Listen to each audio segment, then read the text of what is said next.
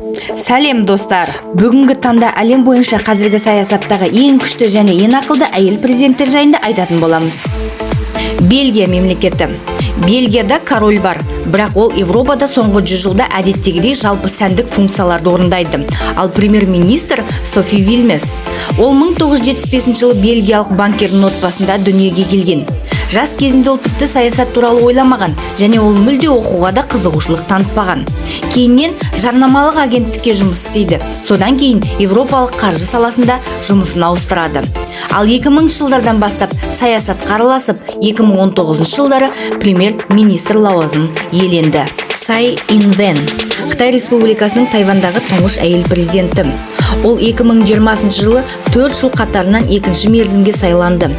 Өкілеттілік мерзімінің аяқталуы 2024 жылы қаңтар айында. Цай Инвен 1956 жылы 31 тамызда дүниеге келген. Ол археолог немесе тарихшы болғысы келді, бірақ ата-анасы заңгерлік мансапты қалаған. 1980 жылы Цай Инвен ақш-тың Корнелл университетінің заңгер мектебінде магистр дәрежесін алды. Содан кейін Лондонда оқуын жалғастырып, 1984 жылы Лондон экономикалық мектебінің заң ғылымдарының докторы дәрежесімен бітіреді. Халима Якоб, Сингапурдың тұңғыш әйел президенті. Ол 2017 жылдан бері қызмет істеп келеді. Президенттік мерзімі 6 жыл, 2023 жылға дейін. Кедей отбасынан шыққан адам үшін бұл мансап айтарлықтай қуанышты жағдай. Халима Якоб 1954 жылы 23 тамызда дүниеге келген. Білімі бойынша заңгер. Ол Сингапур ұлттық университетінің құрметті заң докторы дәрежесіне ие. Бір қызығы, Халима Яковтың 5 баласы бар. Университетте оқып жүрген кезде танысқан күйеуі әйелінің жетістігін қызғанбайды, керісінше оны қолдап, іс-сапарға жиі еріп жүреді екен. Салома Зурабишвили, Грузияның тұңғыш әйел президенті. Ол қызметіне 2018 жылы кірісті. Президенттік мерзімі 5 жыл, 2023 жылға дейін. Саломе Зурабишвили 1952 жылы 18 наурызда Парижде грузин эмигранттарының отбасында дүниеге келген. Оның ата-анасы Грузиядан 1921 жылы кеткен.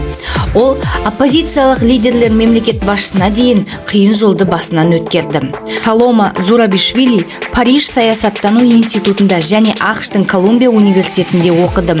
6 тілде еркін сөйлейді. Ол грузин, француз, орыс, ағылшын, неміс және итальян тілдерінде еркін сөйлейді. Ол Францияның ұзақ тарихы бар беделді белгісі құрметті легион орденімен марапатталды. Зузана Чапутова, Словакияның тұңғыш әйел президенті. Ол 2019 жылы сайланды. Президенттік мерзімі 5 жыл, 2024 жылға дейін. Зузана Чапутова 1973 жылы 21 маусымда дүниеге келген.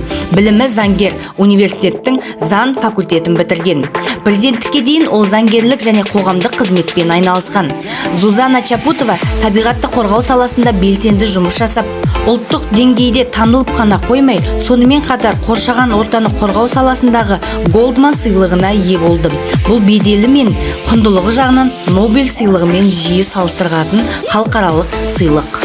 Майя Санду, Молдованың тұңғыш әйел президенті. Ол 2020 жылдың 24 желтоқсан күні қызметіне кірісті. Өкілеттілік мерзімі 4 жыл. Майя Григорьевна Санду 1972 жылы 24 мамырда дүниеге келген. Молдавияның экономикалық академиясынан кейін Молдова президенті жанындағы мемлекеттік басқару академиясында оқыды. Халықаралық қатынастар магистр дәрежесін алды. 2010 жылдары менеджмент мектебінің магистрантын бітірді. 2012 жылға дейін Вашингтондағы дүниежүзілік банктердің атқарушы директорының кеңесшісі болып жұмыс істеді. 2012 жылдан 2015 жылға дейінгі аралықта білім министрі қызметін атқарды. Драупади Мурму Үндістан тарихындағы екінші әйел президент болды. Біріншісі Парадхати Деви Сингх Патил болатын. 2002 жылдан 2012 жылға дейін. Драупади Мурму сайлауда 64% дауыс жинап жеңіске жетті. Ол Үндістан президент қызметіне 2022 жылдың 25 шілдесінде кірісті. Мерзімі 5 жыл, 2027 жылға дейін. Драупади Мурму 1958 жылы 20 маусымда ауыл бастығының отбасында дүниеге келген. Рама Деви әйелдер университетінің өнер мамандығы бойынша бітірген. Каталин Эва Верешне Новак, Венгрияның тұңғыш әйел президенті. Қызметіне кіріскен күні 2022 жылдың 10 мамыры. Өкілеттік мерзімі 5 жыл. Каталин Новак 1977 жылдары 6 қыркүйекте дүниеге келген. Мектептен кейін Корвин университетінің экономика факультетіне оқуға түсіп, содан кейін Сегент университетінің заң факультетін оқыды. Сонымен қатар Париж саяси зерттеу институтында оқыды. 2001-2003 жылдары Венгрия сыртқы істер министрлігіне әртүрлі бөлімдеріне жұмысқа орналасады. Ал 2010-2012 жылдары сыртқы істер министрінің кеңесшісі болады. 2012-2014 жылдары Венгрияның адам ресурстары министрлігінің аппаратын басқарады. Зевде Сахлеворк, Эфиопияның тұңғыш әйел президенті. 2018 жылы 6 жылға сайланды, 2024 жылға дейін. Зевде Сахлеворк 1950 жылы 21 ақпанда дүниеге келген.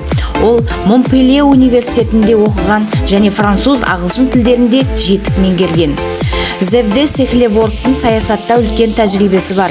Оның тәжірибесінде дипломат, Біріккен ұлттар ұйымының бас хатшысының арнайы өкілі, Сенегал мен Филиппиндағы елші қызметкерліктері бар. Эфиопиялықтардың гендерлік теңдік әйелдер құқығы үшін күрескен. Соңғы кездері мемлекет басшысы болып, әлемде 14 әйел президенттікке сайланған екен. Қалай ойлайсыз, біздің елде президенттікке әйел адамның келуі мүмкін бе? Пікіріңізді комментарийға қалдырсаңыз болады.